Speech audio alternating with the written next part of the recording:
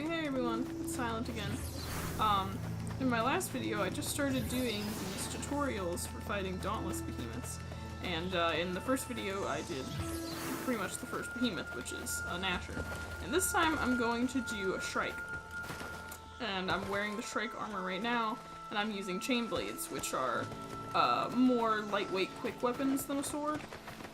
They do a little less damage, but they make you a little bit more mobile, and you hit a little quicker. Now, Shrike is going to be a little bit different than Gnasher. It's more of like an owl bear, but it is also much more mobile and attacks faster than a Gnasher. So you want to be prepared for that because you're going to need to be on your toes to dodge this guy. So here he is. So let's get right into it. One of the things he's going to do a lot is that, where he dashes away from you. And he can do one of three things. He can shoot out that blue orbs, he can shoot out this giant wind tornado at you, or he might fly at you. So, and he might do multiple. If you're in a one-person fight like me, he might shoot out a tornado and then fly at you, or shoot something with his wings and then shoot a tornado. Well, that was rude. Get an ass to the face.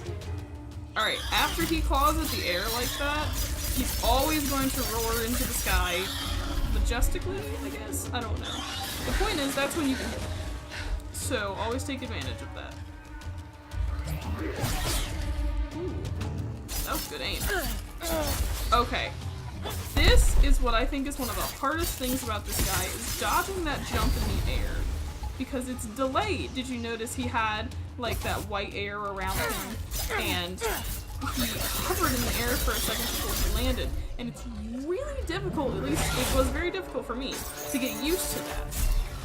So, you want to look up. I'm gonna see if I can get him to do it again here in a second. There, he did that, so this means it's your time to wail on him. But it takes a lot of getting used to. Tornado. That was interesting. There, see?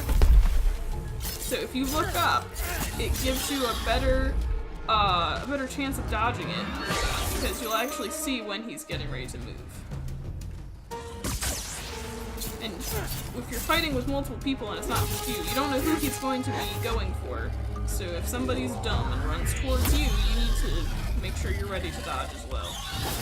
Alright, well, he's enraged now. He flies around a lot more when he's enraged, so just be ready for that.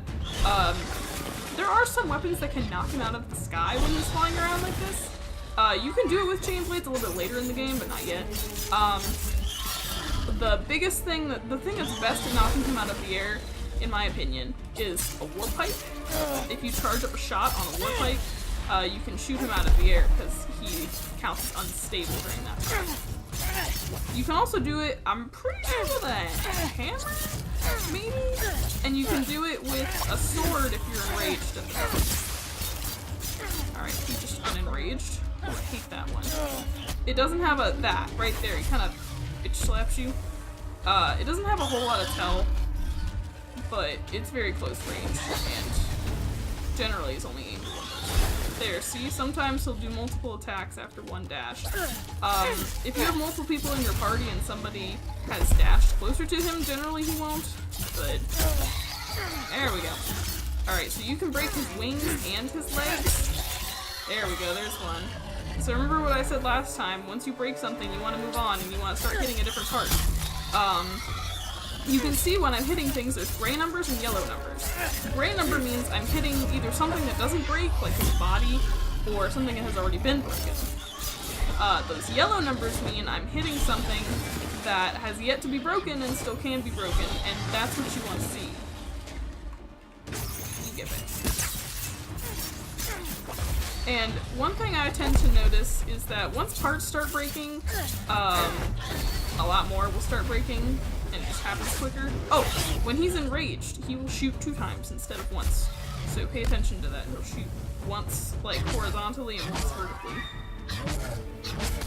Ah, he got me on the side of this.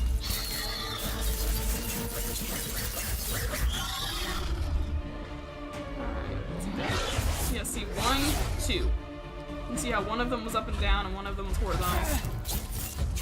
Alright, there's not much much left on you for me to break, but... One thing you really need to be careful on this guy, especially because he moves around so much, you gotta dodge so much, is running out of stamina, and I'm really bad about that, so I always like to keep stamina potions on my person. So make sure you're watching that stamina. Ah, I didn't get that yet, I guess. How much damage? That little jump he usually uses to get away from somebody, but he has landed on me doing that before, so be careful. Alright, so he just left, but when he leaves, it's really easy because he flies in the direction of where he's going. Like, you can actually see where he's going. So, we'll go grab him.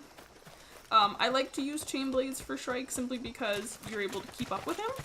It's harder to use a heavier weapon like a hammer on a Shrike because by the time you're ready to do an attack, he's probably already moved somewhere else. So that's something to keep in mind. I'm not saying it's impossible, it's just... You might be better off trying something else, especially when you're starting out. Alright, he's probably about gone here. So, let's see, recap. When he dashes away like that, there's 3 possible attacks he could do. He could either fly at you, he could shoot those blue or red balls at you, or he'll make one of those air tornadoes.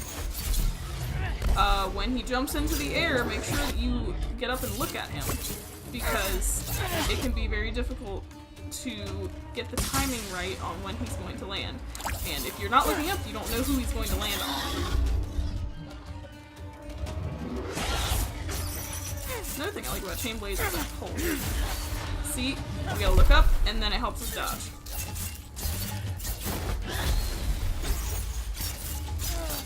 Alright, enraged. Yeah, I thought he'd be dead by now. That's okay. So again, when he's flying around like this, you can knock him down if you have the right weapon. I'm just not currently equipped with it because most people, when you're first fighting a Shrike, you won't have that kind of equipment on you.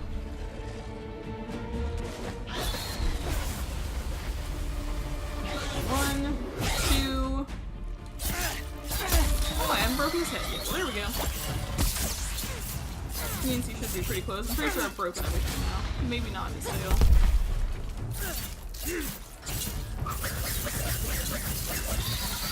dude, I'm a little bored. There we go.